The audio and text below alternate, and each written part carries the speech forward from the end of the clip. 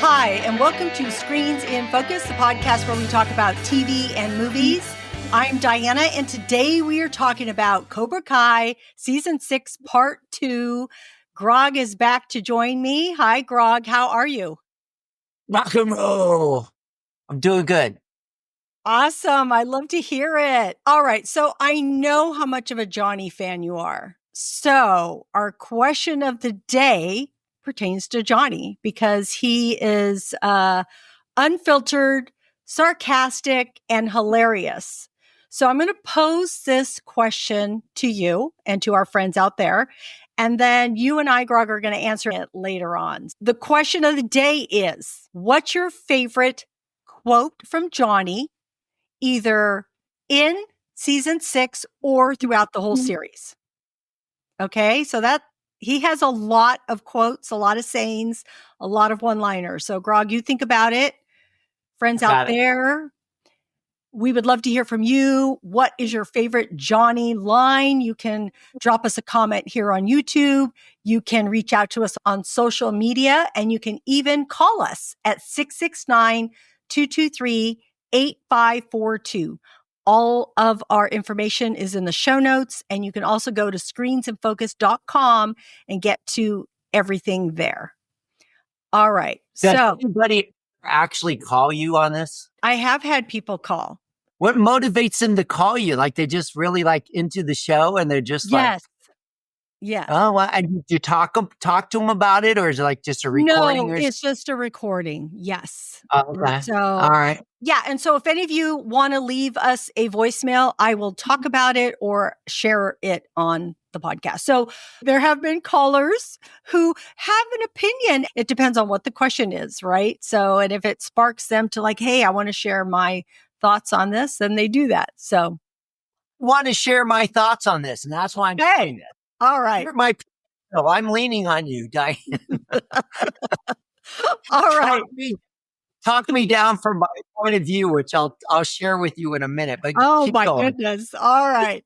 Okay. So in part 1, it set up what's happening here in part 2. And part 1 was, and I know you felt that it was a bit slow. You weren't sure if you were going to keep up with it. And I'm like, hang on, because part 2 is going to be a lot of fights, a lot of things happening. And that is what we saw. There were so many fights. There were so many things happening. I couldn't keep up. I had to think, oh, I got to remember this and this and this. And I felt like there was just a lot, which I loved. So what was your initial reaction to this part 2? So it's, back to the formula. There's conflict right off the bat. And Zara, is that her name? Yes. The influencer, she seems to have some sort of crush on Robbie, and Robbie is estranged from Tori because she, joined Cobra Kai. And so then you also have the Mr. Myogi's headband. It's like, oh, the bloody headband. We're going to expand on that. And then, Johnny is going off with his acrylic nunchucks and, creased his own blade. And it's, Johnny's like, it's not about the weapon, it's about the person that holding it, So, fairly formulaic. And then you got the Robbie and Tori stuff, and, Tori is jealous of Sam. And so there's a lot of conflict right off the bat. There is a lot of conflict, which is what kind of draws you in. Anyway, my initial thoughts were this was a wild ride, which I was all in for. And I thought there were a lot of surprises that happened. There were a lot of introductions of new people learning, all these, like you said, Zara from Iron Dragons. And so there were those introductions. And then there was a lot of resolutions that I really appreciated here. And there was a lot of character story arcs that, again, that I wanted to see, and they were showing it to us. So, but I will say I was shocked by the ending that we're going to get into later. We're not going to discuss it yet, but it was shocking to me. I was surprised they went there. So with all these things that we're talking about that happened, what was a highlight to you? The highlight of the first episode or the highlight of the season? Highlight of this part 2. Yes. One of the highlights. The highlight of the whole episode or the series for me was that I thought this was going to resolve the whole series. And then it's like, no, stay tuned for more. So I am mad. I was expecting a resolution and I wanted this series to end. And no, it's not. Is that just a marketing ploy? Okay, they're keeping it hot for another season, more revenues. I understand they're milking it as much as they can, but I was expecting an end to the series. Like even if they had just done like a Sopranos ending, like leave you wondering like how it ends.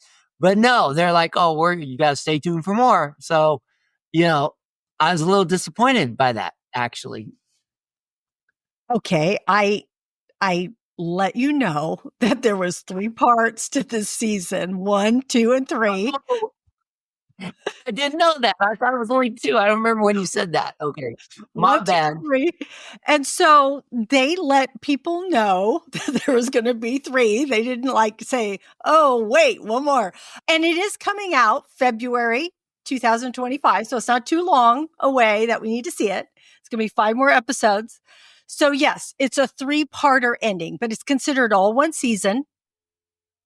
So with what you saw in this, was there anything that really stood out to you? Even though after you got over your initial being mad that there was still another section and it wasn't resolved for you, was there something? That? I still don't know the name of the character who's the Cobra Kai sensei, the lady that chosen. Kim.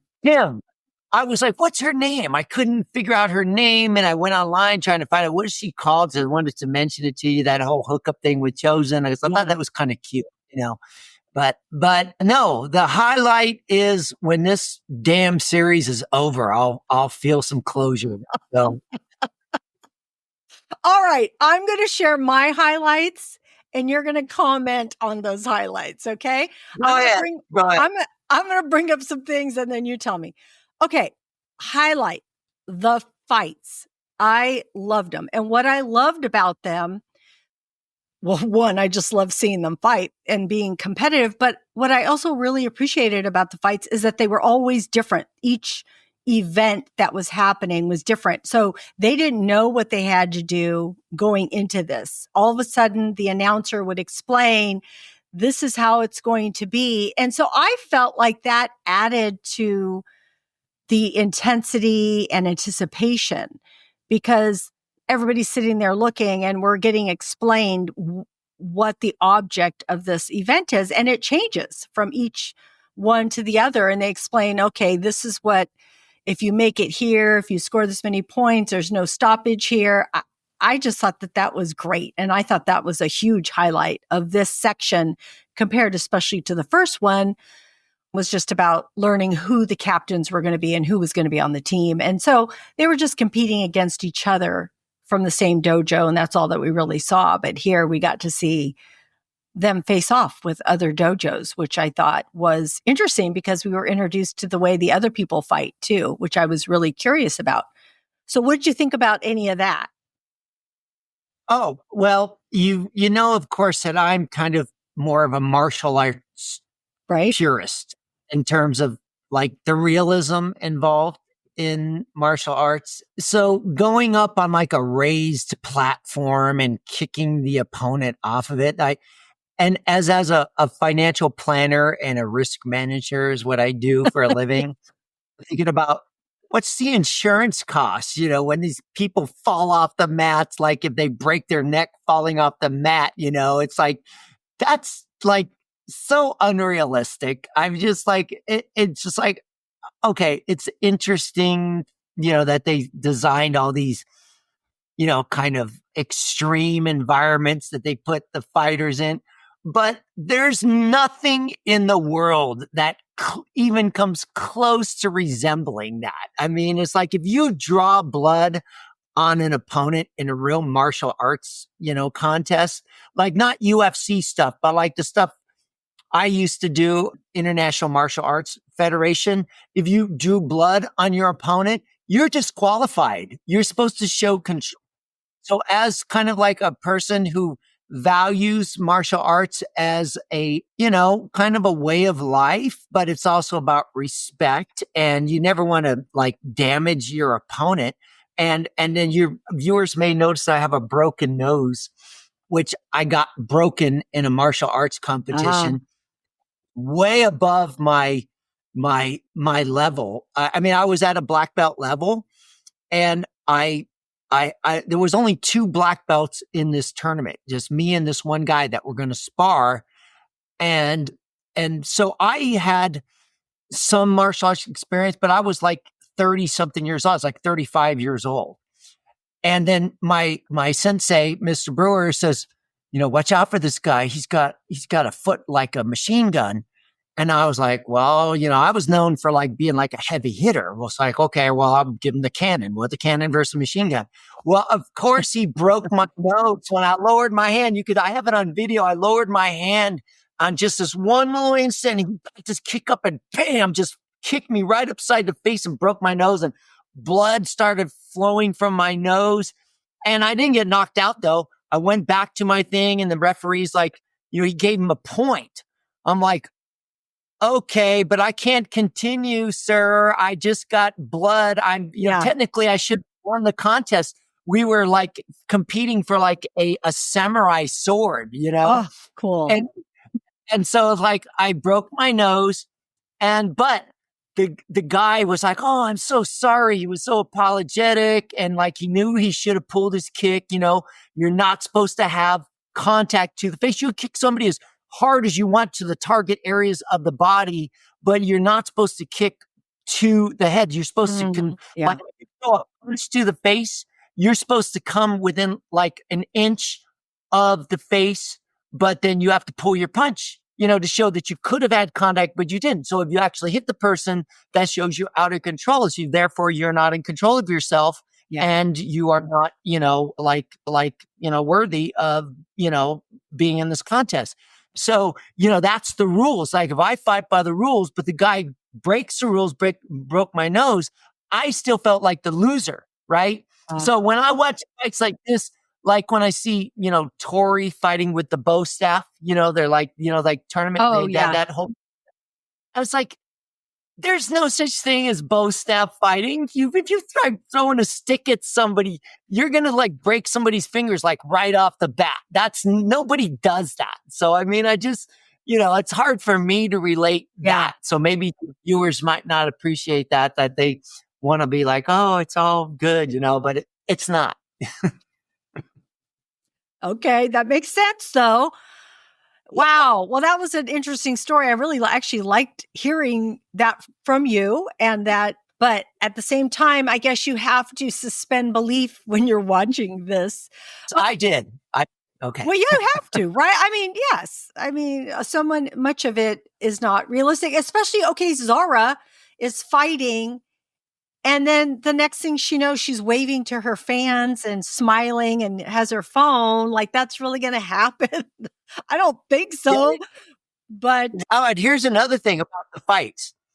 When you never see male on female fighting, it's always, two separate, right? Yeah. But so whenever they have the male on female in this series, you'll notice that the male never scores a point against the female, that they always like tap out. So it has to be 2 females fighting or 2 males. They'll never show I don't think they ever showed the woman scoring on the man, but I might be wrong on that. Maybe there are some places where the woman gets the better of the man, like where Sensei Kim is outside the bar with Chosen, and the 2 guys come out, and she just like totally jacks the one dude. I'm like, yeah, that's so cool. Like, he really deserved it. So, that's the kind of you root for, I guess, as a, just kind of storytelling element of it. Like, you want to see the jerk get his ass kicked. Exactly. But, yeah. That was a fun one. Oh my gosh, I'm so glad you brought that up. That's not something that I would have remembered to say. I do also want to talk about another highlight for me was watching Miguel in this. I felt like he was the adult so much of the time throughout all of this. He fought really well and he spoke really well. I felt like he had his head on straight when that, what was happening with his mom and having to go back. And yes, he was affected by that, but for that happening to him, I felt like he kind of shined for me in this section because he's the one who had to get Robbie back as the leader and get into his head. And also he was the one who had to tell Johnny and Daniel, come on, get it together, guys. So, you guys both built this dojo, from scratch. You both learned from your senseis and you built upon it. So I just thought he said a lot of great things. And so I noticed that in this section. So I really appreciated that about him. Yeah. Miguel and Samantha are the only grown-ups in a room. True. That's true. Because she was like telling Johnny some things that he needed to hear. And then she'd call out her dad when her dad was acting up just a little bit too. So, but yeah, I feel like Miguel really, and you're right, because even I might be getting ahead of myself because we will talk a little bit about the relationships, but the way she was with Tori, I thought was very mature. And I felt like they had come a long way from where they were last season and the season before. So, okay. He's a good role model. I think they're both good role models for, like kids to like say, oh, I'm a teenager. I want to be like this person, as opposed like Robbie. I like Robbie. Yeah. But then you look at some of the other characters like Eli and Hawk who are squabbling and, and Eli and Dimitri. Yeah. Eli and Hawk is the same. Yeah. That's Eli and Hawk. They're the same guy. Hawk and Dimitri, they're squabbling, and like Anthony is like kind of a jerk to Kenny, and and Tori is kind of like, she's kind of like the prissy kind of, lost girl or whatever, obviously if you lose someone in your family like that, you're going to be emotionally distraught, and they're trying to help her, and she's not taking the right direction in life, joining Cobra Kai, it's like, oh, okay, how are we supposed to feel about her? Does she's going back to the dark side? Is she going to come back to, see the light, Well, I'm so glad you brought up all of those relationships because I did want to explore some of those. And so, but I do want to say about Tori that even though she went with Cobra Kai, I don't feel she was ever fully a Cobra Kai member. It's like she was there for herself in the sense that she wanted to prove something to her mom, or not prove something to her mom because her mom's passed away. But what I mean is make her mom proud. That's why she was there. But she never hit below the belt. She never had no mercy. I don't recall her ever like making a wrong or a bad call or punch. I felt like she was always kind of questioning herself and not really going there because I felt like because she kept saying, those are my friends. She even told Kim and she says, oh no, those, basically those aren't friends. Those are your opponents. I don't know how she said it, but I felt like Tori was still like holding on to having this friendship with these people. It's like she was contemplating this whole way through. And then you talked about Hawk and Dimitri. Yes. And how they're squabbling. But through this, and at the end, that they finally air their grievances toward each other. And it's basically that one's going away and they wonder what's going to happen with their friendship. So, I thought to myself, how are we going to see these people that aren't there? But it made sense. And how are we going to get Kenny to Barcelona? Because I felt like he needed to be there. So that storyline all played out with Devin having guilt about what she did. and it playing out in the US with Kenny and with Amanda asking Anthony to like, okay, between one of you or both of you, you guys need to figure this out because the war needs to end. Because this is petty what you're going through. Here, Miguel's mom is laid up in a bed of possibly life or death, and we don't know what's going to happen to her, and you guys are fighting over nothing. So I thought there were a lot of lessons learned. And that's maybe the thing that I like about Cobra Kai is not the fake martial arts aspect of it, but the relationship themes that they throw out there. And maybe for, some younger people that are watching it and kind of see those things in their own relationships when they go to school and they see somebody who's kind of acting superior or not quite towing the line on a social level. And it throws all those themes out. Like with Dimitri and Hawk, you've got Dimitri's going to MIT and Hawk is going to the JC. And so there's like that kind of, I don't know if you want to call it jealousy or conflict of like, oh, where are you going in life? That's a theme that runs throughout your life when you're in high school. I mean, that's a big thing in high school is the peer pressure. Right. That a lot of teenagers succumb to is when they hear like, oh, so-and-so is going to, this school or that school and I'm going to JC. It's like what happens to your self-esteem when something like that happens? And like even with Miguel and Robbie, you see that same thing. Like Miguel is going to college and Robbie's like, going to be, blue collar worker, whatever you suppose he's going to be in life.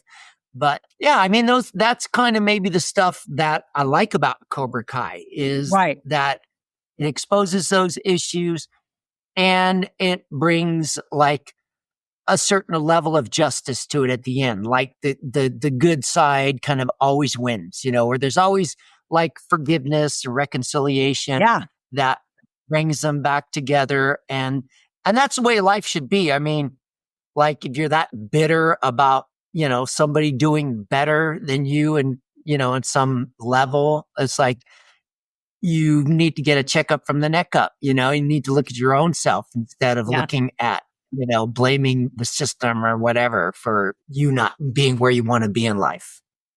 Yeah. Oh man, I love all of that because that is why I watch. I watch because of the relationships.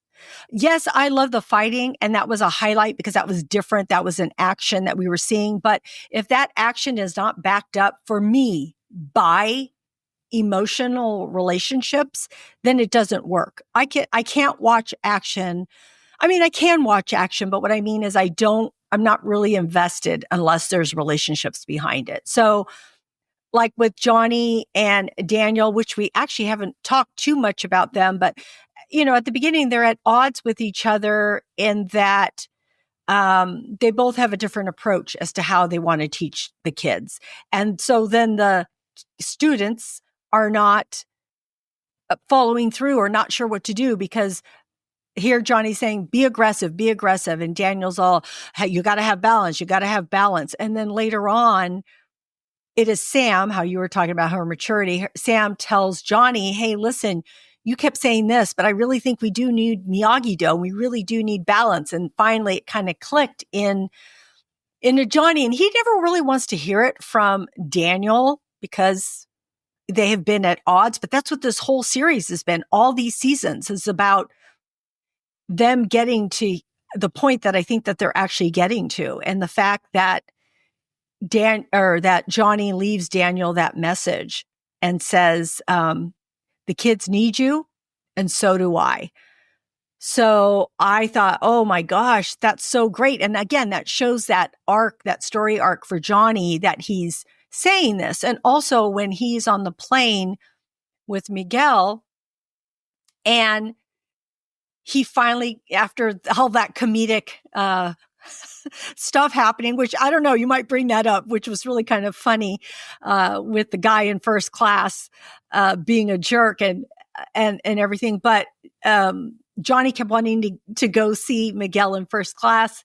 But finally, when he gets there and all the humor set aside, and Johnny's so vulnerable because he tells Miguel the truth. He finally says, instead of saying, oh, your mom's going to be fine, your mom's going to be fine, he's all, no, I'm scared.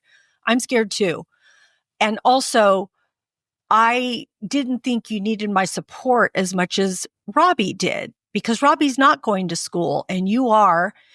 And so I see now, I see what you were missing and you needed that from me, but you're my son too. And oh my gosh, the tears in Miguel's eyes, I was tearing up. I was tearing up. I'm like, oh my God, this is the stuff that I love to see. Is there anything I you want to say just about the plane? wanted the air marshal to come out of the plane and just like throw Johnny in the one of the bathrooms and duct tape back so he couldn't go in first class anymore. Like, dude, you're not supposed to go into first class, dude. That's why they have a curtain there, you know. So I felt bad for the stewardess that she had to deal with him.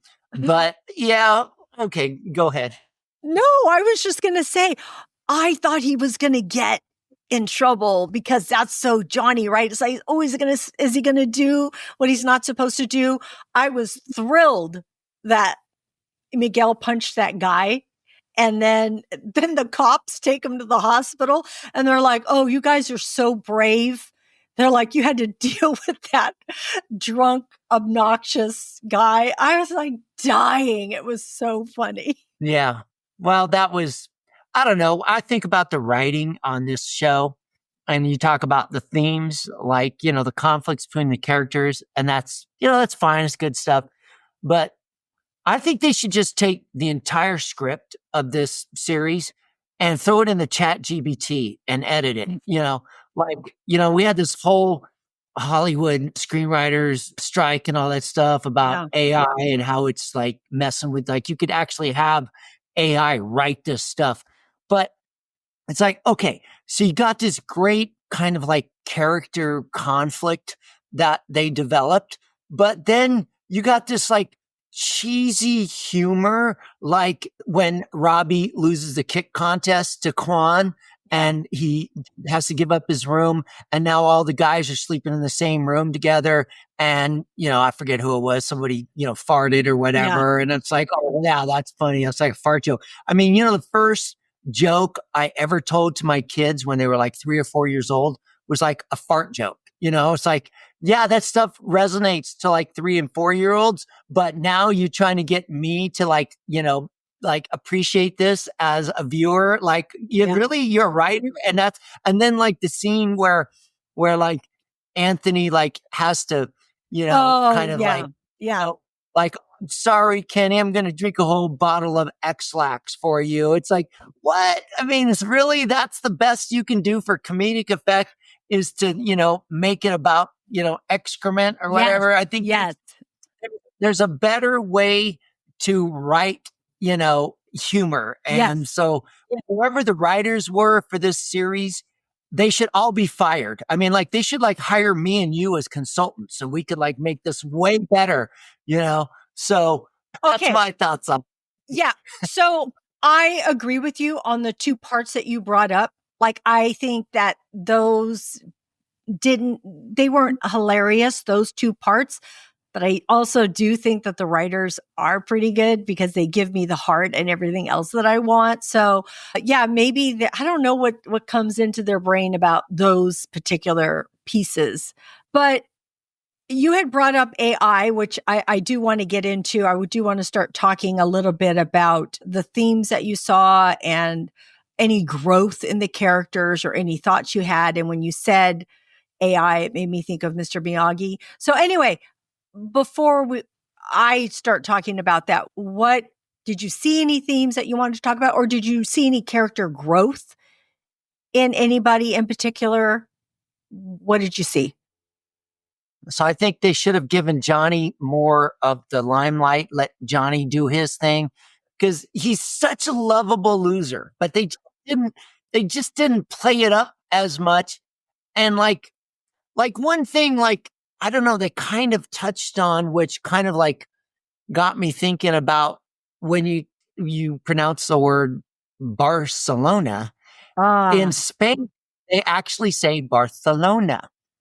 And it's because they say their C's with a lisp. And I don't know if you caught that subtlety about it, but in North America or in the Americas where Spanish people speak, they say gracias, but in Spain, in Europe, they say gracias. So they actually speak with a lisp. And there's some historical context to that. And when Johnny was at the buffet line with the sensei from Iron Dragon, and he's like, Barcelona, and he's like, you didn't know how to say it. I was like, oh, that was kind of funny, but it's like, is that really lost on people? That whole, line of why they speak with a lisp, and there's actually a fable that goes along with that in I don't know how many, centuries it goes back, but they say there was a king of Spain who was very beloved by the people, but he had a speech impediment. And so spoke with a lisp. But the people loved him so much so that in order to not make fun of him, they started speaking with a lisp too. So that's why you get Barcelona instead of Barcelona. Wow. Oh my gosh, you learn something new every day. Okay, there we go. See, Grog, thank you. I'm a student of history, what can I say? I didn't know that, but I had a feeling the guy wasn't just saying it with a lisp. I figured it was how they said it, but of course, Johnny thinks he's teaching him a thing or two. The funny thing about it is that Johnny comes across as the dumb American, that's what you expect, So I do want to talk a little bit about Daniel finding out about Mr. Miyagi, and because I do feel it has to do with, having this mentor that he looked up to. And you and I had kind of talked about it last time. Our thought was, and I think I remember this correctly, our thought was that we don't feel like Mr. Miyagi probably did it he didn't mean to probably kill somebody. Something happened, and whatever it wasn't like he was a bad person. It's just something that happened within this tournament back when he was in it. But for some reason, Dan, mad if they don't expose that more, because I expected in this series that they were going to show the backstory on that, and they did use a little bit of AI to bring back the young Mr. Miyagi, which is cool what they did. What's the actor's name? He played Sam in Happy Days. Pat Morita. Right? Pat Morita. Yeah. So that's just great stuff that they could do with him. But that's what I was expecting in this kind of series, is that they were going to kind of go to the backstory on Mr. Miyagi, and they didn't. They kind of left it off, and it was like, what? And then, he killed some guy. It's like, okay. It's like, oh, okay. Stay tuned for more, I guess, Well, they can't tie it up now because they got to wait till the end when we get there. Because if they tell us this now, then what's going to happen in the next 5 episodes? So I think they got to match the fans' expectations better. That's what I'm saying. I just, maybe I didn't pay enough attention. I should have watched more of our broadcast, or should have paid attention. I actually thought this was going to be the series, so your expectations were different because you kept thinking something was going to happen. See, I knew there was going to be another segment. So I'm like, okay, so this is the middle. This is the middle part where we're learning about a lot of things. And so with all of that, with this still being the middle section, I felt like there was a lot of growth and resolutions. And I was actually surprised because I'm thinking, well, what's going to happen in the next one? What is that going to concentrate on? Because we see Kenny and Anthony are finally okay with each other. We see Devin come clean to Kenny, which I was surprised he took it so easily, but he did, because he says, oh, well, but I like you and you've never done anything wrong to me. But I'm thinking, okay, but you were really embarrassed, and that's on the internet and you're okay with it. Okay. And then we see the way Sam and Tori are to each other, like when they win and Cobra Kai is out, which we're going to get to in a few minutes. But she says, "Oh, I wish you were celebrating with us." And there's all these things that are happening. And we see that Hawk and Dimitri, resolve the conflict that they had. And we see Robbie, who was very unfocused, and then he has to fight. And Miguel gives him that heart to heart and really pumps him up. I really liked that part. I thought that was a really good exchange between those two. And then to watch Robbie was something that I was excited to see and glad that outcome, which of course booted out Cobra Kai. And I'm thinking, oh man, yes, finally they're rid of Cobra Kai. And then there was that big surprise of Silver. I was shocked. Were you shocked, or were you thinking that was going to happen? I was surprised by Silver, but how could you, not expect it? I mean, I'm just letting it unfold in front of me. It's like, okay, of course they got to bring back Silver. And then at the last episode with the huge fight scene, now that's where you see kind of like where the loyalties actually come back together, and Sam and Tori are fighting together. And then Johnny steps in for Kreese, to fight Silver. And it's like, no, okay. I really wish like the writers of this show like would call me so I could tell them how to finish off this series. And I'm writing it already, because you're going to turn Kreese into a good guy. Is that what you're going to do? Like, that's almost like what they I don't. But they start to make it like Johnny is standing up for Kreese now. Johnny's fighting for Kreese. Like they both hate.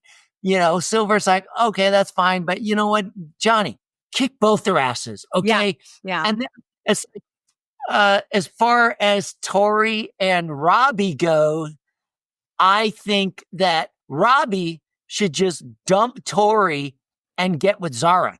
Like they would have the cutest kids. I mean, the most athletic kids. Like that's how I would write this thing. And then they could do like a new spinoff, like Tori and Robbie,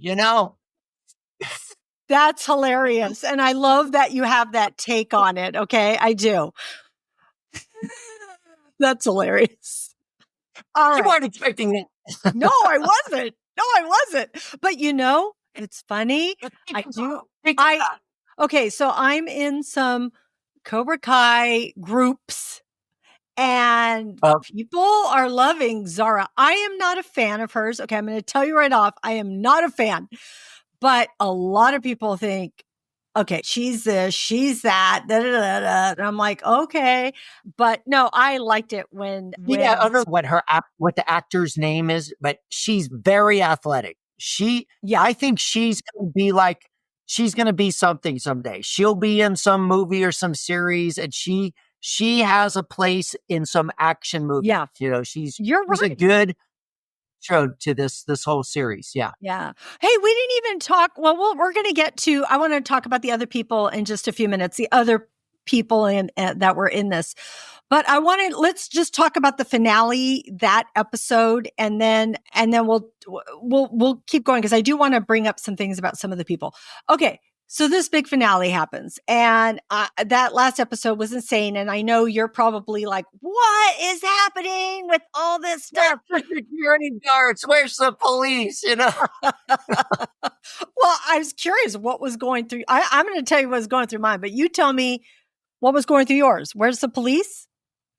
Yeah, like why there's got this big melees at the end where they're all fighting each other. It's just like a riot. And it's like, and then of course, Quan gets, the knife and he goes insane. He's kind of like I actually think he has a place in the future too. I don't know what that actor's history is going, but he's very talented martial arts wise. Yeah. And he plays his character so well. But yeah, and just, you got what's the guy's name that Samantha took the walk on the beach with? The guy from the Iron Claw. What's his name? Axel.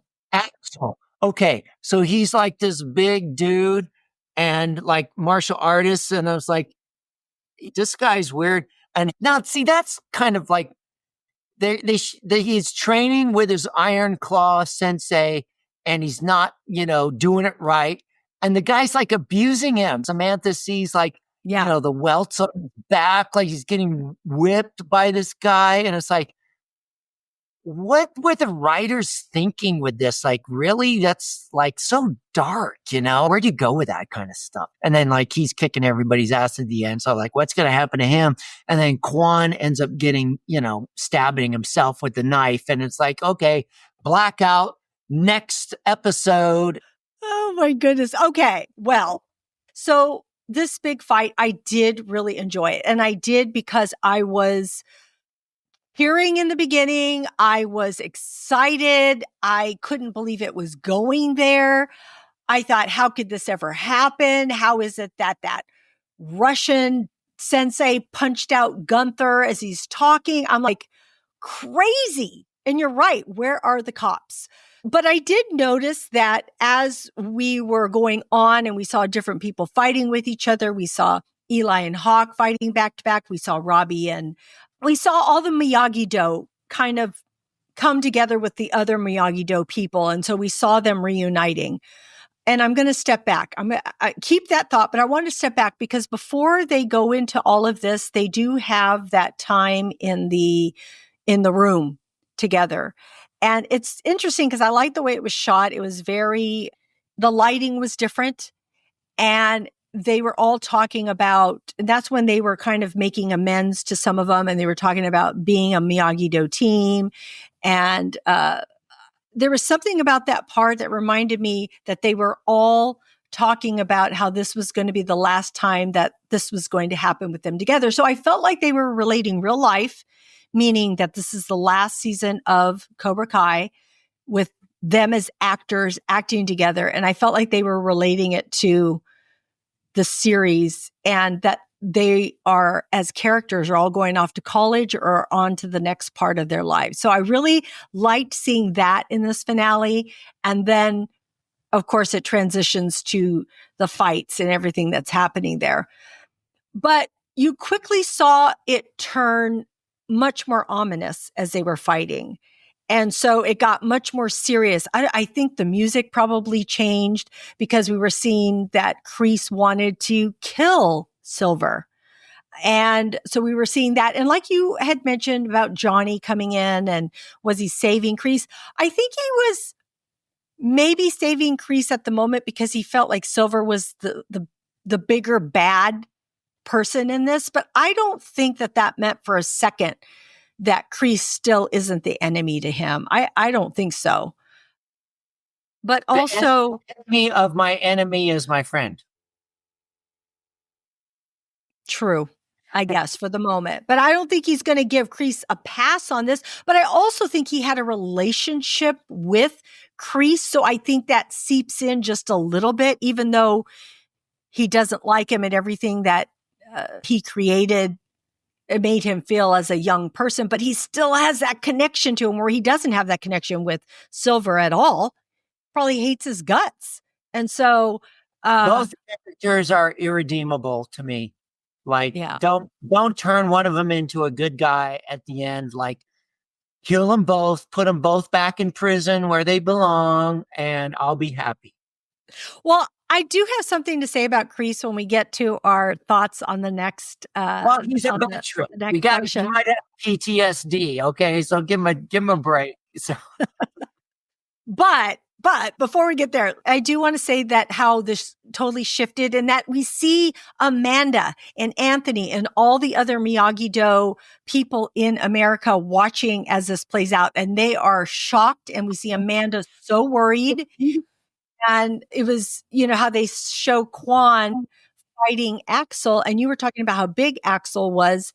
And I wanted to say when he had to fight Robbie, I was like, whoa, the height difference alone was like crazy. But I thought, this could make Robbie quicker because he's smaller and can, move around him. Of course, that didn't last long because when he pushes Robbie, he goes into Quan and then Quan gives him that elbow. And then, of course, Miguel sees it and Miguel's thinking, hey, I got to go help my friend Robbie.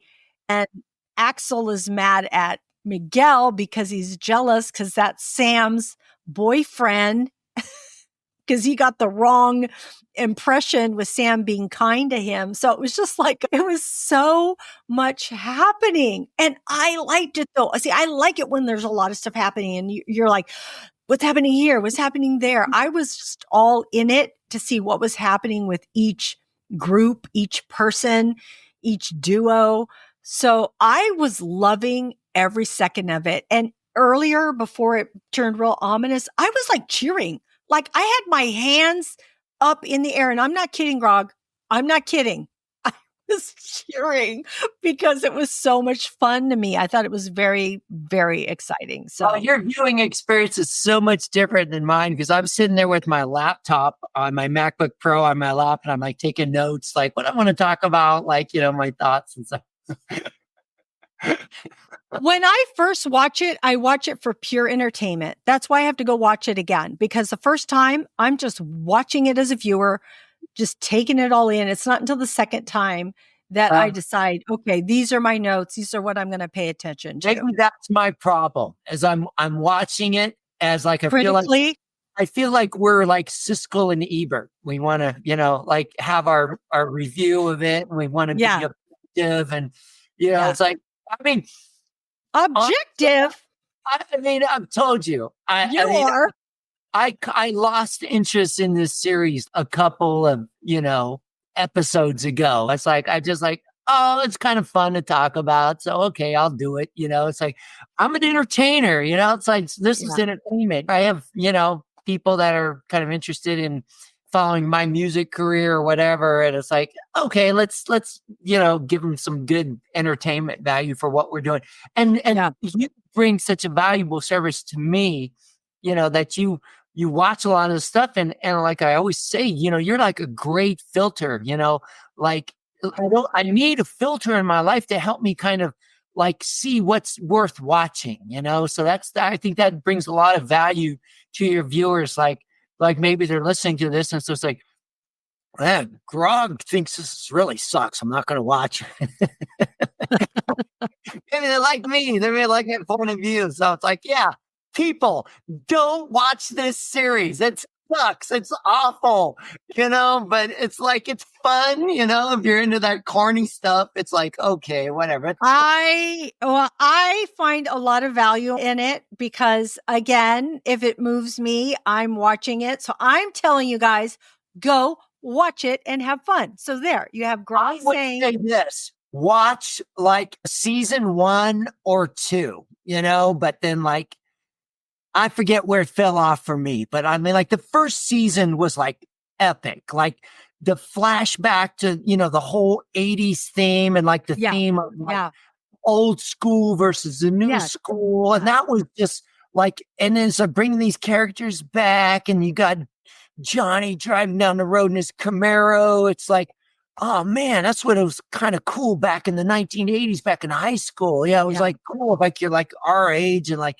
that's a fun thing. And like, even for our kids who are, like 30 years old now, 30 in their 30s, like, yeah, if you want like a timepiece to go back to, like watch this, but now that we're so far into it, it's like, oh geez, the franchise is just kind of milking us, it's ending. It's ending. Yeah. So it's taken its 6 seasons and it's like, okay, we're tying this all together.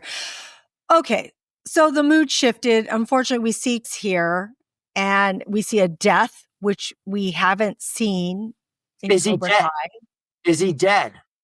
I think he is because I believe that the creators, the writers haven't said that he wasn't. I think that they talk about what made them decide to do this. So to me, that means, he's dead. Believe it. I think he's going to be like, I've done it. They're going to patch him up and they're going to bring him back. And then he's going to be like, oh, I've changed my ways. I want to marry Samantha or whatever. Samantha. Well, wait, I do want to mention the choreography in this because to get this done all together is, I can't even imagine the things that they had to do, how long that they had to do this. They had everybody on that set. They had people that we haven't, don't know as well there. the senseis were there. The announcers were there. They were getting punched out. It's crazy, the choreography. I thought that whole stunts and everybody that was involved in this, I just give them kudos for it because I just thought it was amazing. I also appreciated the training sequence before they got to this match where they were out in Spain and it had that Rocky-esque vibe to it with Johnny and Daniel yelling out at them what to do and running up the steps and all of that. Miguel. Yes. Funny. But yeah, like the whole thing about being in Barcelona, that was kind of like a great, I hope the actors really enjoyed their trip to Barcelona to do that they actually like, hey, we're not gonna make that much money, but we're gonna have an epic vacation and film these shots and stuff. And so have you ever been to Barcelona? I actually did go to Spain on a cruise and we stopped for a day. Were we in Barcelona? I can't remember which city it ported. Would it have been Barcelona? I think it might have been. It was the one place where that's really like the go-to place. I forget what it's called. I'm sorry, but it's like that big, long street. That's like a mall or stores. And it's just, I think that's, everybody there. And it's just, you can just walk down that street for hours and then turn back and walk back. And they've got all these like, actors that are out there, trying to get a picture with you, like just incredible street artists and stuff. And it's like, go to Barcelona. That is just such a beautiful city to go and visit. And I think that's what the actors may have enjoyed about that is going. It's like, hey, we're going to Barcelona. We're going to just party our asses off and just do all these scenes and stuff. And so good for them. That's how I got it. I was like, hey, I'm glad for these actors are having fun in Barcelona. We talked about the finale. We could keep talking about it, having our own opinions on it, but I'm glad you liked the Barcelona scene. So that's great. So with saying that, I want to know, what was your favorite part in all this? What did you appreciate seeing? Let's start with that. I will say that the choreography of the fight scenes was good for some characters. Like Quan is an amazing athlete. Of course, Robbie is an amazing athlete. They're really good. Zara, she's badass. Seeing them do that kind of stuff, it's kind of watching that stuff is exciting. That was just, I don't know, that's kind of the highlight for me in terms of just watching them. And then other than that, I guess, I was still waiting for Johnny's, one-liners, and they were few and far in between. So I was a little disappointed there. And then, like I said, just my expectations were kind of not really managed properly. I guess I should pay more attention to, what's going on with these series. But, so maybe I'm not the best critic on this level. You're good. You're fine. Like I said, there are people that probably feel like you. So I'm sure you're not alone. I do want to say that I had a couple of favorite parts, but one is Miguel and all of his inspirational or shaking people or telling them what to do. I really did appreciate that. That was a highlight for me. But I think when I had my arms cheering, like I was talking about a few minutes ago, was the fight between Robbie and Quan. I think that was something that I really wanted to see. And I thought it was a great fight to see both of them together. It was great seeing Robbie finally focused, and he had Miguel's head in him. Like he thought of the words that Miguel had spoke to him and really took him to heart and really did stay focused, and he won. And when he won, I was cheering, and it was so exciting. It was everything that I had hoped, was wanting, and we got.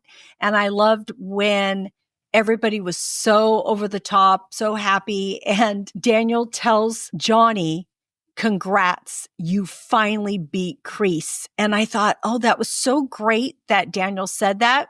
And then Johnny says, we both beat him. And then Daniel says, I already did that in my first tournament ever. And then Johnny says, you better shut up before I hit you. I thought, oh my gosh, perfect to me because I had the perfect ending. And then Johnny got what he wanted by beating Kreese. And then, of course, Daniel gets his little sort of pat on the back there. And then Johnny comes back with his one-liner. So all with that satisfied me a lot with all of that. So that's what they call the hero cycle. If you go back through literature, it actually goes back thousands of years. Like you could trace it back to like Oedipus Rex or even the Bible, like the Jesus Christ, really, like their hero, is on a journey and they get their ass kicked and they're down at the bottom. And we should discuss Gladiator coming up pretty soon, Gladiator 2, that, they're down at the bottom. They're fighting from the bottom up and they rise up and they conquer, and that's the theme that it's almost ingrained in our kind of like our biology as humans, that we are like built to want to idolize the hero. But yeah, the hero cycle, it takes you through it, and then like Robbie, he's not the leader. He's not the leader they expect. And it's like, oh, and then, he has this falling out with Tori and he has this dalliance with Zara. And then he comes back and Quan beats him in the kicking contest. And Quan's this evil character. And then finally he rises up and, we expect him to. So, yeah. I mean, it's pretty formulaic, I guess, if you go that way. That's meeting our expectations of what should happen in the show. So that's my take. Yeah. Well, I like it. You articulated that very well. I like it. All right. So I want to get back to our question of the day. And yes. So I want to know, what is your favorite quote from Johnny, whether it's from season 6, part 1 and 2, or the entire series? Because there's a lot. And I have to apologize. I didn't have enough time to go back to my notes for our last time because he's had so many great one-liners. I mean, he's like steals the show. And I do have to say that William Zabka, the actor, and he was on Jimmy Fallon's show last night. And he was talking about how his parents met at The Rock. They were both somehow like employees for NBC or wherever, I guess, back in the day. And he used to like hang out there and stuff. And it was like, oh, wow, you got to root for him as, an actor. And he became so typecast from Karate Kid that he never did anything other than Karate Kid, right? And then this series like brought him back to life. So it's almost like that's kind of like the hero cycle in itself, like this guy that he's been full circle. So you got to root for him. I am interested in some of the newer actors to see where they're going to go and what their careers are going to the arc of their careers is going to be. But William Zabka, like he was talking about how when he was filming the fight scene with Daniel in the last scene of the original Karate Kid, and how like the whole audience was like really pissed off at him. Like they was like, he was the evil character. Yeah. And his mom was there. She's like, he's not really like that. He's really a sweet guy. It's like, you got to root for the guy like that. So I hope something positive, more than Karate Kid, comes from William Zabka. He's, he deserves more than that. But I'm glad he's getting his place in the sun again. But as far as memorable quotes, that whole thing about the Barcelona thing that we kind of got up in the historical thing there, that's the most memorable thing for me that I got caught up in. And I think that might have been lost to a lot of the audience, that they would have never have known that whole conflict. So who would have guessed? What about you? What did you think was his most memorable line? Okay, for me, I think you're right with he didn't have as many great one-liners here, but he did make me laugh. There were so many times he made me laugh. When he was on the airplane and he sees the curvature of how the plane's going to go, and he tells the attendant, hey, why is the plane flying curved like this? Can you please tell the pilot to go straight? Because we need to get there quick. I'm thinking, oh my God. It's funny. That's funny. Oh, this was so minor, but it's so Johnny. When Miguel goes to talk to them, they're both on the beach. And I don't know if he says, sit down because I got to talk to you. And Johnny says, it's okay. It's a topless beach. I'm like, you're so crazy. Oh, I missed that. Or somehow I missed that. Oh, geez. Yeah. I'm like, oh my God. There was a lot of lines that he said that are so him. But one of my all-time favorites, which is a lot of people, their favorites, is when he says hash brown and send it to the internet. So that's like just one of my favorites that he says, but he has a lot of them. So they're good. Yeah. All right, friends out there, we want to know what your favorite line from Johnny is. Please share it with us. Again, you can reach out to us, leave a comment here on YouTube, or reach out to us on social media, or give us a call. All of that information is in our show notes, or you can get to it at screensinfocus.com. All right, so we have one more segment, Grog, 5 episodes coming out in February. So I want to know what I know you're going to want to hope that it wraps it up, but is there anything in particular that you want wrapped up? Like, is there anything that you really hope to find out? Well, yeah. The whole thing about the Mr. Miyagi and how he killed his opponent, I guess. And that was like, they made that like a big thing. Like, Daniel went to go and investigate that. And then it was like, it just kind of all fell apart. Like he killed somebody. It's like, that's what I thought this whole thing was going to be about. And they left that whole thing out. So it was like, that's one thing I want to see wrapped up. And I guess I would like to see Robbie and Tori break up. I'd like to see Miguel decide like, Stanford is a waste of money and he should go to Cal. And let's see, what else?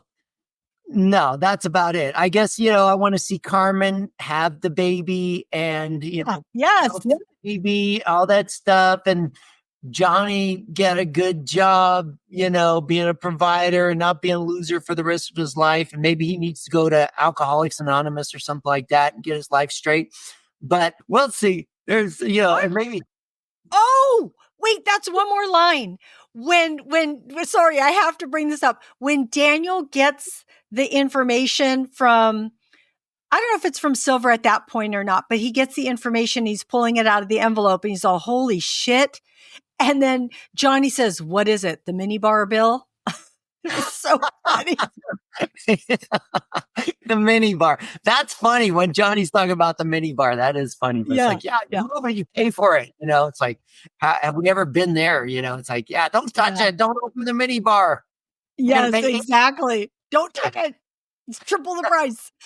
All right. So I do want to say, look, I want to read this that I read from the creators. It says, for the final 5 episodes, it's not only closing out Cobra Kai as a series, but it's digging all the way back to the Karate Kid movies. It's a resolution for a lot of these characters and new beginnings for them as well in different ways. And it's going to be really fun, fulfilling final 5 episodes. I think for fans, this franchise, if you've been a fan for just a few years now, or if you've been a fan for 40 years, you're in for a real treat in the final 5. So for me, who is a big, huge fan, I'm so excited. I too want to find out about Mr. Miyagi. I really hope that it is the concentration of the last 5 episodes because I do like Ralph Macchio and Daniel, and I loved his relationship with Mr. Miyagi. So I am just dying to see that come back in, the balance of that living on in them, as you can see. And I don't know if you know this, Grog, but Ralph Macchio just got his star on the Hollywood Walk of Fame. I think it was just this week. And it is set right next to Pat Morita's. So it's very cool. Yeah. And Ralph Macchio is so excited about it. He doesn't have a star yet? Really? He should have a star. No. Oh, He wow. Okay. just He he deserves a just star for sure. Yeah, he just got it. Wait, I do want to say about Kreese, I think that Kreese is going to have a change of some sort, I think, because it is his how do you pronounce it? That knife, Yu Zhang Do. I've totally mutilated how you're supposed to say that. But it was his, and he taught no mercy, no mercy, no mercy. And that's what Quan was doing. No mercy. He was going in for it. If Kreese isn't human, then nothing will change. But if he is human, this is going to change him, and hopefully for the better. So we'll see. We'll see what that resolution is. But it'll be nice to see all the things that you mentioned, because I think that's what I'm looking forward to also. And I do also. I think that the Karate Kid or Cobra Kai should have a merger with the Batman series, and Kreese should be put in Arkham Insane Asylum and come back out a supervillain for Batman. True. That could work.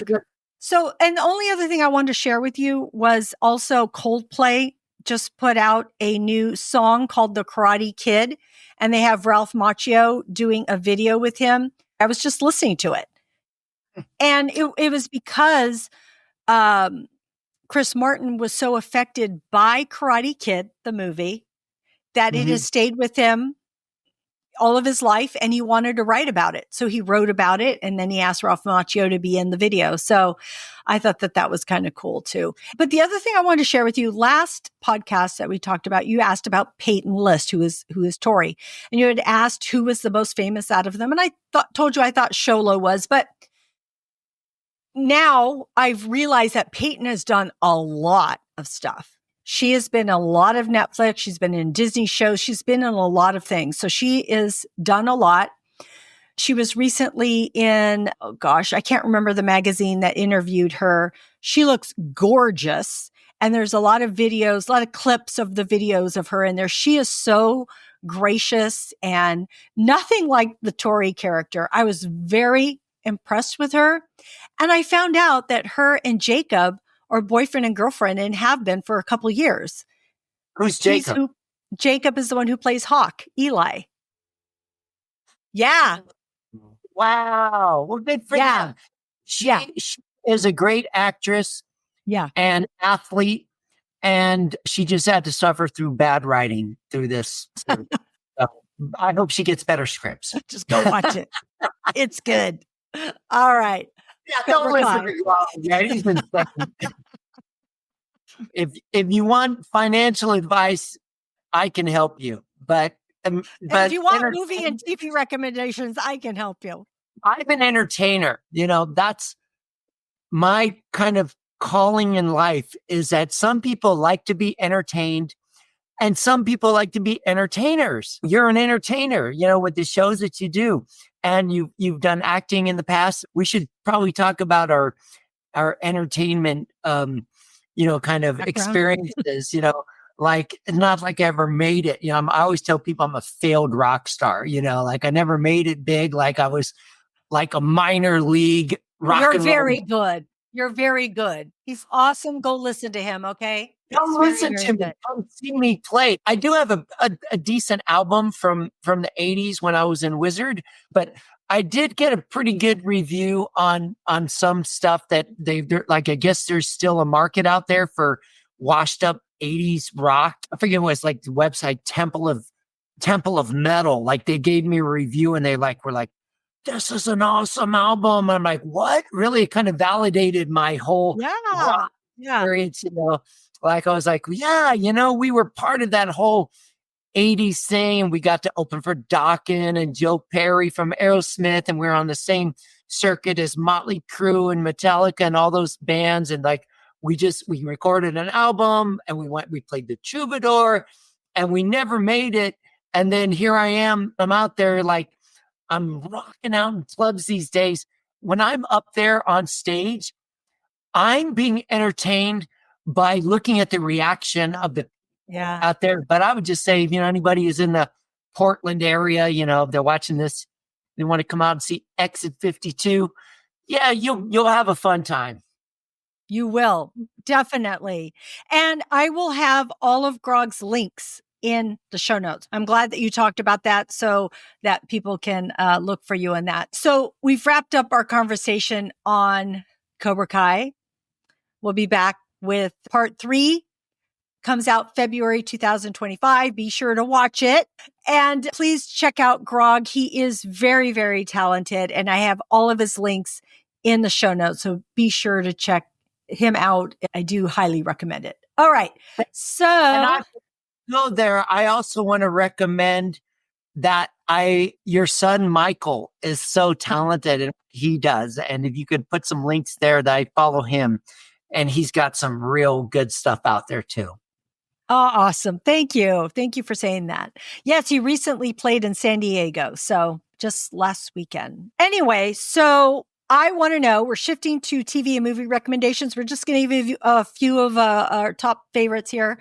So Grog, what do you recommend for people to watch? Okay. So not a lot lately, but I did kind of suffer through The Penguin on HBO. And, as a Batman fan, I'm a real fan of the Batman and Joker. As a matter of fact, the latest Joker film with Lady Gaga and Joaquin Phoenix, I didn't know that it was a musical. And I got to admit, every musical I have ever gone to, I've fallen asleep in. And I fell asleep in that movie too. But it was just amazing. Yeah. And Lady Gaga should win another Academy Award and a Grammy. And even Joaquin Phoenix is like, he's not a great singer, but for his character, what he does, that actually was a good movie, but I guess it didn't do too well. And they had to pay those guys so much and it didn't last so long. And when it comes on to TV, I will watch that again. I'll probably fall asleep on it again, but still watch it because Lady Gaga is such a talent. But back to Batman. The Penguin with Colin Farrell, that was like a really deep and dark series. And I could see why a lot of people just wouldn't suffer through it, that the darkness and the character development. And oh gosh, what's the gal's name? The actress, Kristen Milioti or something like that. She plays the psycho heroine in that thing. And she's amazing. It's a decent series for people who are into like very deep character development.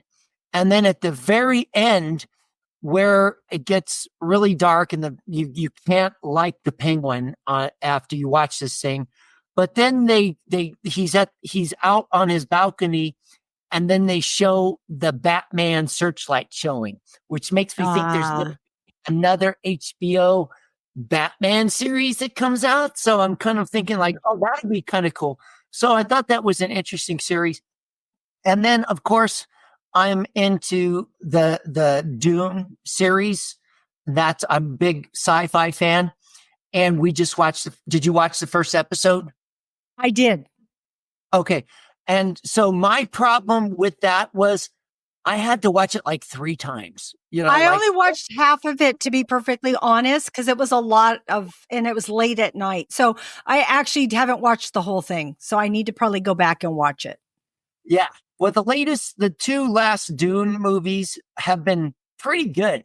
And as a Frank Herbert fan, and I've read all the whole Dune series, I like how they stick to it. And it's a very, deep kind of social kind of, delve into the psychosis of human society and stuff like that.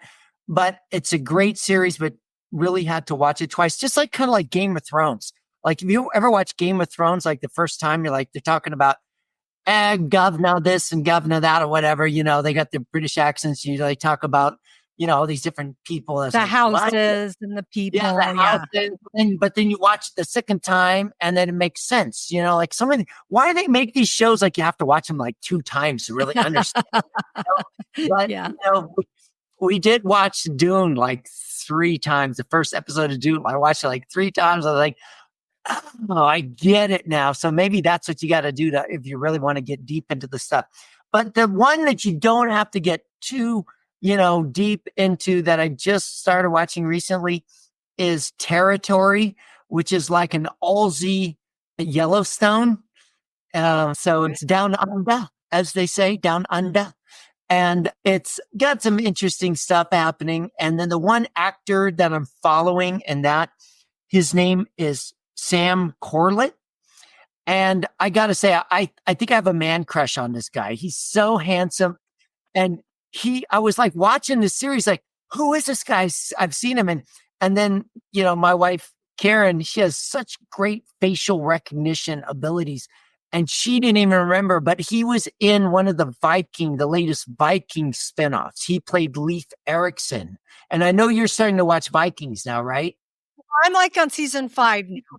So, okay, yeah. but latest Viking series that came out has this Valhalla. Okay. And Sam Corlett plays Leif Erikson. And he's in this show Territory, which is like the Australian Yellowstone. So I watched a few episodes, and I'm going to finish the last 2 episodes actually tonight. So, okay. I got like 4 episodes and I kept watching. So I guess it's horrible, and we'll see how it goes. All right. Awesome. Thank you. I haven't seen the ones that you're talking about. Dune, I started to see it, but I haven't seen it all. So I like that you have different ones than I have. So I just want to briefly mention the ones that I'm watching. One is called Landman. It's on Paramount Plus. It's by Taylor Sheridan, who also does Yellowstone, also does Tulsa King, also does Special Ops Lioness. All 4 of those I recommend. Okay. All of them by Taylor Sheridan. So Landman just started recently. It's about Texas oil, and it has Billy Bob Thornton, has Demi Moore, and it has John Hamm. And it's been, yeah, that sounds good. So they started with 2 episodes, and I'm intrigued. So I didn't know this about oil, and it kind of gives you the inner workings and the politics behind it and the money and what people are willing to do. And so it's like, oh, this is where that's going. So that's what that's about. Yellowstone came back on after all these seasons. I am a Yellowstone fan. I love it. It's back on. The end is here. Tulsa King with Sylvester Stallone. I believe that the season finale happened on Sunday, but I was too busy rewatching all my Cobra Kai, so I didn't get to go watch the finale. So I got to go watch that tonight. But I love both seasons. Special Ops Lioness is with Zoe Saldana, Nicole Kidman, and that's with her being a CIA operative, and she's just tough as nails, and I love seeing her like that. It's very cool. Now, The Old Man with, oh my gosh, The Old Man with Jeff Bridges. Okay, so I'd seen the first season, loved it.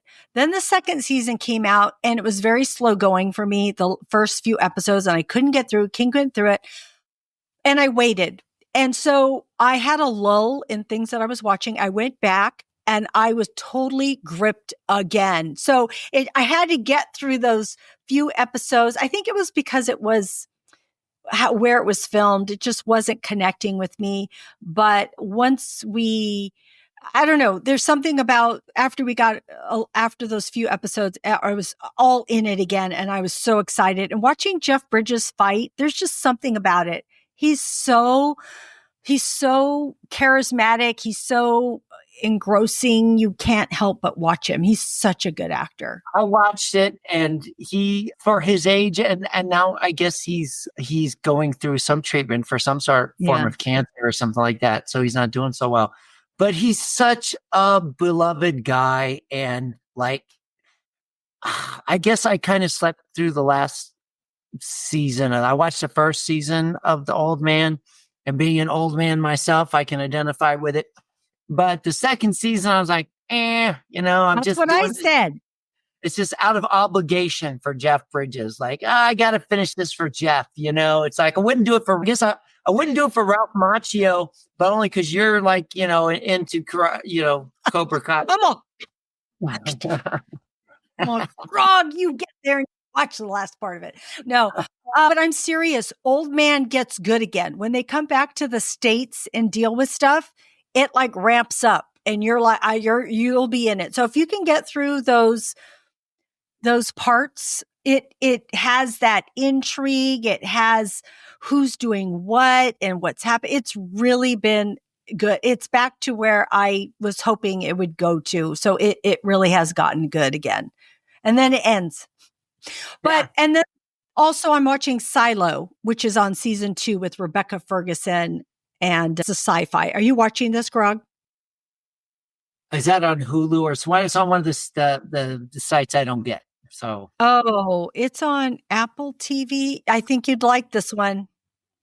One day I'm going to get Apple. I'm going to go back and watch all the stuff. That's good content there, but I just that would be, I think, your type of thing. It is a science fiction type of film. I mean, not film, sorry, series. And I think you'd like it. It's good.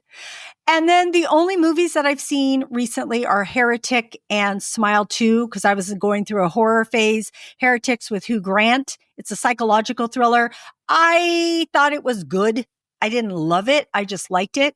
And then Smile 2 was better than the first one. The first one was good. And the second one was even better than that. So that's what I have for you. If you want more TV and movie recommendations, please go to screensandfocus.com. And I have TikTok. So go to my TikTok and I give like a 2-minute review on a lot of the movies that I'm watching. And yes, I'm watching Gladiator 2. I have my tickets.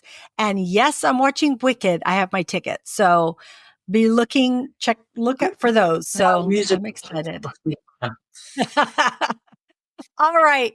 Well, Grog, thank you. Thank you for joining me today. As always, I love hearing your perspective, because it's a different perspective than mine. I love to talk about this stuff. And like I said, you are just a wonderful, filter for this kind of stuff that I just love that you're really passionate about this, and it's infectious for me, that I get that from you. So, there's good stuff out there, and, you gotta just watch it. And if it starts to be kind of like, you just got to learn to just turn it off and move on and do something better, so give stuff a chance. And that's how Karen and I are. We watching a series together. She started watching Suits, and like, that's a fairly old show, right? It's been around for a long time. And like, I'd come down and I'd see it playing, and I was like, okay, I'm going to eat my dinner while she's watching it. And I was like, oh, I kind of get into it. That's how I got into Walking Dead. I was never into Walking Dead, and then, that's another one I should mention, the Book of Carol. I was going to ask you, did you finish Daryl Dixon, the Book of Carol? I couldn't resist. It was good. Yes. I liked it. And, what can I say? I guess if you kind of go in and out of these series, I was like, let's do it for Carol, come on, she's like a producer on the show now, and she's, they did a good job. Yeah. Yeah. They even got like French subtitles. So it means like, really? That's not what you expect. You never expected The Walking Dead to end up in France, so. Yeah. Figure. Okay. Yes. Both of our recommendations, The Walking Dead, Daryl Dixon, Book of Carol, check it out. All right. So thank you for joining us today. We are so happy that you joined us. We hope we said something that brought a smile to you, maybe some inspiration. Please subscribe to Screens of Focus at screensandfocus.com. You can find all of our links in our show notes. And I want to remind you to keep watching, keep exploring, and keep those screens in focus. And we will see you next time. Bye. Bye.